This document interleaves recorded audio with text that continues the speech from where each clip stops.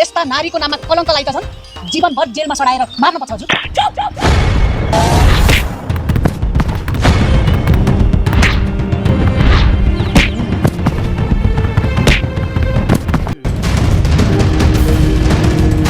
फेरि पनि सागरलाई गुन्डाहरूले लगेर गएका छन्।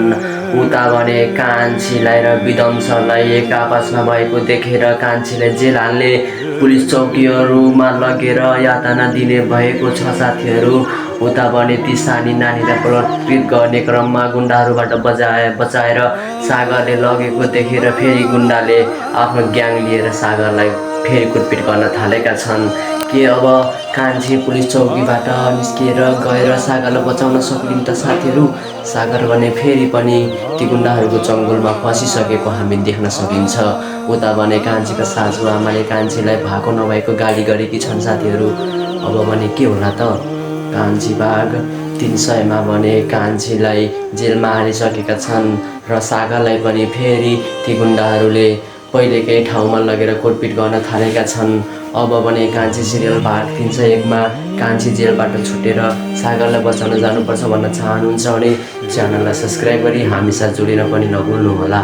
ल साथीहरू, अब भने कान्छी सिरियल भाग 300मा के भयो त भन्ने कुराहरू रिभ्यूतर्फ जाउँ है त साथीहरू। ल भने स्टार्ट गरौँ है त। स्टार्टिङमा देखाइएको हुन्छ, योभन्दा अघिल्लो भागमा देखाइएको हुन्छ विध्वंस र कान्छीको गाडी रोक्ने आखिर को थिए त भन्ने क्रममा दर्शकहरूलाई चासो बढिरहेको थियो। आखिर त्यो गाडी रोक्ने त ती मित भाउजू र दिदी सासूको रहेछन्। उनीहरूले पुलिस लिएर आएर कान्छी र विध्वंसलाई जेल हाल्ने प्लान बनाइरहेका रहेछन्। कान्छीलाई भने भएको नभएको आरोप लगाएर जेल हाल्ने सकेका छन्। अब भने किन हाले त? उनीहरूले विध्वंस र कान्छीलाई गर्लफ्रेन्ड बोयफ्रेन्ड बनाएर मलाई पिट्यो भनेर भएको नभएको कुराहरू पुलिसलाई बयान दिएर उनीहरूले कान्छीलाई जेलमा हाल्ने प्लान बनाएका रहेछन्। आखिर कान्छी जेलमा जालिन् त साथीहरू? हजुरलाई के लाग्छ? आखिर कान्छी जेलमा गइसकेकै छन्। उनले भने पुलिस चौकीहरूलाई जति सम्झाए पनि जति जे भने पनि ती पुलिसहरूले केही पनि मानेको छैनन्। आखिर किनकि उनीहरूले पहिले नै कान्छीलाई जसरी भए पनि जेलमा थुन्नुपर्छ भनेर घुस दिइसकेका छन्। के यो कुरामा विध्वंस पनि मिलेकै हुन् त साथीहरू? हजुरलाई के लाग्छ? कमेन्ट बक्समा कमेन्ट पनि गर्न नभुल्नुहोला। त्यसपछिको सिन देखाइएको हुन्छ सागर र सानो नानीको। सानो नानी र सागरलाई भने उनीहरूले यति धेरै यातना दिइरहेका छन् साथीहरू, जुन हामी सोच्न पनि सक्दैनौँ। उनीहरूले सागरलाई किन यति यातना दिइरहेका छन्? जब त्यो पैसाका लागि मात्रै यातना दिइरहेका छन्, अनि त्यो सानो नानीलाई पनि किन त्यतिसम्म गरेका होलान् साथीहरू? हजुरलाई के लाग्छ? कमेन्ट बक्समा कमेन्ट पनि गर्न नभुल्नुहोला साथीहरू। ओके, अब त्यो पछिको सिन देखाइएको हुन्छ उता घरमा ती नानीको आमा र आफ्नो मम्मी। त्यो मम्मीले भने के भन्छ भने त्यो कता गएकी छ, जब एउटा दाउरा ल्याउन पठाएर अझैसम्म आएको छैन, त्यसले ठगेर मात्र खाने गरेकी छ भन्ने क्रममा आमा आएर उनलाई गाली गर्छिन् र एक झापड पनि हान्छिन्।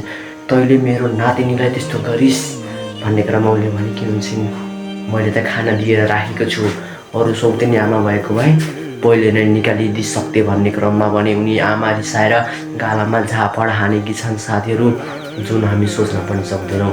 त्यसपछिको सिन देखाइएको हुन्छ उता कान्छीको सासुआमा। कान्छीको सासुआमालाई त्यहाँ घरबेटीले भनेको हुन्छ, तिमीहरूले मलाई नटेरेको हो, तिमीहरूले आखिर मलाई किन नटेरेको?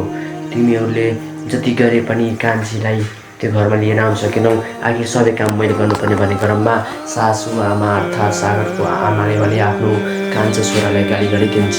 तेरी भाउजूले देखिस् कस्तो गर्छ, सुरुमा 3-4 दिन आएर काम गरे जस्तो फ्वाङ पारेर गई, अहिले कता गई, बलियो गई भनेपछि के भयो त साथीहरू? के साँच्चै गएकी थिइन् त साथीहरू? उनी भने सागरलाई खोज्नका लागि गएकी थिइन्, हामी बुझ्न सक्छौँ। त्यसपछि देखाइएको हुन्छ ती गुन्डाहरूले ती सानी नानीलाई लगेर गएका हुन्छन् त्यो कालो जङ्गल र त्यो झाडीमा। त्यो झाडीमा उनीहरूको उद्देश्य के हुन्छ भने त्यो सानो कलिलो बच्चालाई बलात्कृत गर्ने उनीहरूको उद्देश्य, जुन हामी सोच्न पनि सक्दैनौँ। यो घटना भने हाम्रो देशभरमा पनि घटिआइरहेको छ। अब भने त्यो बलात्कृत गर्ने केटाहरू अथवा ग्याङहरूलाई फाँसीको सजाय हुनुपर्छ भन्न चाहनुहुन्छ भने च्यानललाई सब्सक्राइब गर्नुहोस्। हो साथीहरू, कान्छी सिरियलले देशमा भएको घटनाहरूलाई मध्यनजर गर्दै सिरियल बनाइरहेको हुँदा दर्शकहरूलाई पनि यो सिरियल हेर्न चाखलाग्दो विषय बन्दै गइरहेको छ। हो, उनीहरूले त्यो सानो नानीलाई बिचरा कलिलो बालिकालाई बलात्कृत गर्ने योजना बनाइरहँदा भने सागर बल्ल तल्ल भ्याइ नभ्याइ त्यो जङ्गलबाट फुस्केर उनीहरूलाई बलात्कृत हुनबाट जोगाएका हुन्छन्। उनीहरूले बलात्कृत हुन क्रममा उनले गएर त्यो लहरामा अड्काएर लात्ताले हानिरहेका हुन्छन्। आखिर धन्न उनले बलात्कृत हुनबाट जोगाए, नत्र भने उनी नानीको के हुन्थ्यो? दर्शक साथीहरू, हजुर पनि सोच्न सक्नुहुन्छ। आँखाबाट आँसु पनि आउँछ साथीहरू यो कुरा गर्ने क्रममा। मेरो हजुरको हाम्रो नेपाली मन दुख्छ साथीहरू। हो, त्यसपछिको सिन देखाइएको हुन्छ उता कान्छीले भने सागरलाई सम्झिरहेकी छिन्, म हजुरलाई भेट्न सकिनँ, आखिर मलाई नै फसाइयो, आखिर किन फसाइयो, म त केही दोषी नै थिएन। यति भन्दै कान्छी रुँदै भक्कानिँदै सागरलाई सम्झिरहेको अवस्थामा भने सागरको सिन देखाइएको हुन्छ। सागर र ती सानो नानी बिचरा बलात्कृत हुँदै गरेको सानो नानीलाई सागरले बचाएर ल्याएर राम्रो गरे, पक्कै पनि गरे साथीहरू। हो, त्यसपछि सागरले त्यो सानो नानीलाई आफ्नो पिठ्युमा बोकेर आउने क्रममा ती नानीले भन्छन्, दाजु सरी अङ्कल, हजुर कहाँदेखि आउनुभएको, धन्न मलाई बचाउनु भयो भन्ने क्रममा ठिक छ नानु, मलाई पनि यी गुन्डाहरूले यति अत्याचार दिएका थिए, जुन तिमीलाई पनि के भन्नु भन्ने क्रममा त्यहाँ सानो देवताको मन्दिरमा थोरै लड्डुहरू भएको हुन्छ। त्यो लड्डुहरू ती नानीले म खान्छु भन्ने क्रममा सागरले मैले चढाएको लड्डु खानु हुँदैन, भगवान्ले माफ गर्नुहुन्न भन्ने क्रममा ती सानी नानीले भने म खान्छु भनेर भनेकी हुन्छन्। उनीहरूले खाएको लड्डु के भगवान्ले नराम्रो मान्नुहुन्छ होला त? पक्कै पनि नै, किनकि त्यो अवस्थाबाट त्यो जङ्गलबाट फुत्किएर आएर ती नानी जसरी बचिन् जुन हामी सोच्न पनि सक्दैनौँ। त्यसपछि सागरले भनेका हुन्छन्, हो नानी, तिमी अहिले सानै छौ, तिम्रो मम्मु खै भन्ने क्रममा मामु मेरो हुँदैन, सौतेनी आमा हुन्छ भन्छन्। हो, अनि त्यसपछि उनीहरू त्यो ठाउँमा जाने क्रममा फेरि पनि ती गुन्डाहरू आएर कब्जा गरेका हुन्छन्।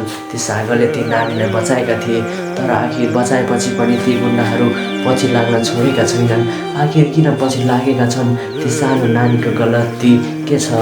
बिचरा सागरलाई पनि त्यो पैसाका लागि मात्र त होइन जस्तो लाग्छ साथीहरू। उनीहरूले त्यो सानो बच्चीलाई त्यो गरेर सागरलाई फसाउने कुरो गरेका थिए। आखिर के होला त?